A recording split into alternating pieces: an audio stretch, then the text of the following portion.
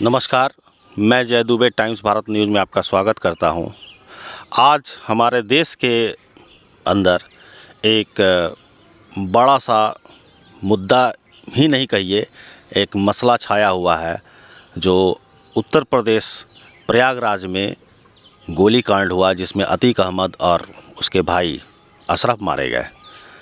ऐसी स्थिति में हर लोग अपने अपने नए अंदाज से, अपने तरीक़ों से बयानबाजी करते हैं और सरकार को कटघरे में खड़ा करते हैं, उत्तर प्रदेश सरकार योगी आदित्यनाथ जी को, कि आखिर ऐसा हुआ, क्यों हुआ।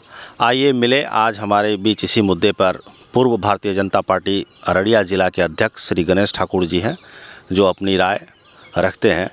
सर को नमस्कार। मैं प्रोफेसर गणेश ठाकुर और ज़िला के मैं प्रवक्ता भी रहा हूँ लगभग कई टर्म से।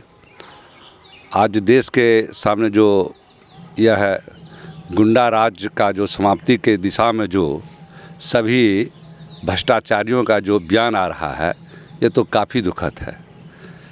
कभी भी उत्तर प्रदेश हो या बिहार हो, अच्छे लोग मरते हैं या उद्योगपति बनते या आम जनता बनते, उस पर कोई बयानबाजी नहीं लोगों का हो रहा है। अगर बिहार की पहले बात किया जाए तो एक साल के अंदर 300 लोग जहरीली शराब पीने से मर गए हैं। तो इस पर नीतीश जी और या तेजस्वी को कोई ध्यान नहीं है।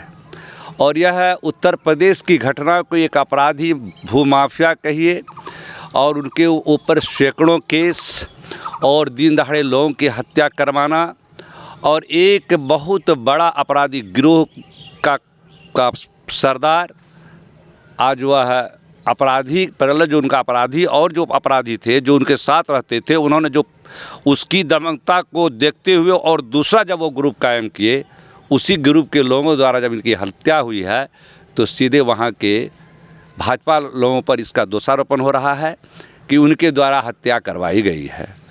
अरे तो यह तो खुद आप सोच सकते हैं कि अपराधी मारा है, और अपराधी मारने के बाद अपराधी सरेंडर कर रहा है, और उसके सामने सारे विदेशी हथियार भी हैं, और वह पत्रकार के रूप में आया है। इसका मतलब सर कि ये एक तरह का गैंग वॉर समझ लीजिए, एकदम एक गैंग को ख़त्म करने के लिए दूसरे गैंग वॉर हुआ। चलिए, तो उत्तर प्रदेश की बात है, लेकिन हमें ये समझना होगा कि हमारे जो वर्तमान मुख्यमंत्री श्री नीतीश कुमार जी हैं या फिर उप मुख्यमंत्री तेजस्वी यादव जी, जो आज इस अतीक अहमद के वध या कहिए हत्या पे किस तरह से बयानबाजी दे रहे हैं, क्या कभी इन्होंने आपको उमेश पाल की जो हत्या हुई बमबारी के द्वारा, उस पे एक शब्द भी नहीं बोला? तो ये समझ में आता है कि उत्तर प्रदेश तो चलो योगी आदित्यनाथ जी की सरकार ने किस तरह से माफियाओं, गुंडे और जो अपराधी है उसको ख़त्म करने के काम में अक्सर है। क्या बिहार में कभी ऐसा संभव है कि इन माफियाओं पे जो हमारे बिहार को खोखला कर रहे हैं, उस पर जो राज्य सरकार कभी कोई कदम आहे बगाहे उठा सकती है या नहीं? इस पे प्रकाश डालिए। इस पर क्या प्रकाश डाला जाए? जो जंगल राज कायम था, और उस जंगल राज के मतलब कि बुझिए कि जो लालू यादव के लड़के जो पैरेलल वो भी अपना जंगल राज कायम कर रहे हैं, तो नीतीश जी तो पंगु बने हुए हैं। नीतीश जी उनको साथ देना है, अब तो उनका कोई जगह भी नहीं है, कोई वजूद नहीं है। और यहाँ तक कि बिहार में अगर चुनाव हो जाए तो मैं समझता हूँ 0 पर वो आउट हो जाएगा। और हमारी सरकार जो 24 में जो हमारी सरकार पूर्ण बहुमत में 4+ होगा, और 25 में भी हमारी सरकार ही बनेगी, भाजपा की सरकार ही बनेगी। कहीं से उड़ते हुए खबर आ रही है सर, सूत्रों के हवाले से, जिसको हम पत्रकारिता में इस्तेमाल करते हैं शब्द को, कि बिहार सरकार जेल में बंद एक बड़े जो सरगना है या कहिए उनको 90 के दशक के, उनको निकालने के फिराक में है, निकालने वाली है, ऐसा सुनने में आ रहा है। तो शायद ऐसा लगता है मुझे कि ये आनंद मोहन सिंह जी के तरफ इशारा है, ऐसा प्रतीत होता है। तो क्या ये उड़ती खबर है या कुछ इसके पीछे छुपा हुआ राज्य आप देख रहे हैं? अरे इस पर तो मैं कोई प्रतिक्रिया इसलिए नहीं करना चाहता हूँ। नीतीश जी की टाइम में सारी बात हुई है और नीतीश जी उस समय उनके खिलाफ में थे। आज नीतीश जी बोलते हैं कि उनका अमेंडमेंट करके और मतलब कि उसको निकाला जाएगा। तो नीतीश जी जाने, नीतीश जी का काम जाने। और आप तो उनको कमज़ोर हैं, वो तो हमेशा बलवान लोगों के फिराक में रहते हैं कि फिर हम अपना मुख्यमंत्री बने। ठीक है, आते हैं सर हम अपने मुद्दे पे। जैसा कि उत्तर प्रदेश का प्रश्न पे हमने स्टार्टिंग किया था, चाहे वो नीतीश कुमार हो, तेजस्वी यादव हो, या ममता बनर्जी हो, या फिर ओबीसी हो, ये सब लोगों का जो आज नेशनल टेलीविज़न हो या फिर सोशल मीडिया हो, इस पे जो बयान आ रहे हैं वो बड़ा हास्यास्पद है।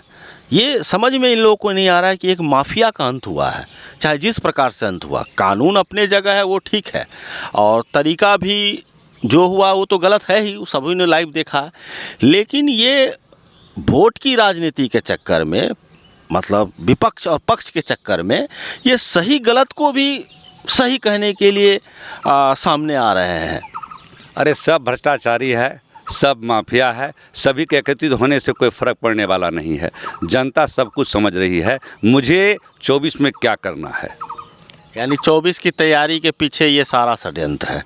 चलिए, ये तो बड़ा खुशी हुआ आपसे ये बात करके। और बताइए, अररिया ज़िला के अंदर कैसा लग रहा आने वाला जो 2025 का चुनाव है? भारतीय जनता पार्टी कमर कस रही है कि नहीं?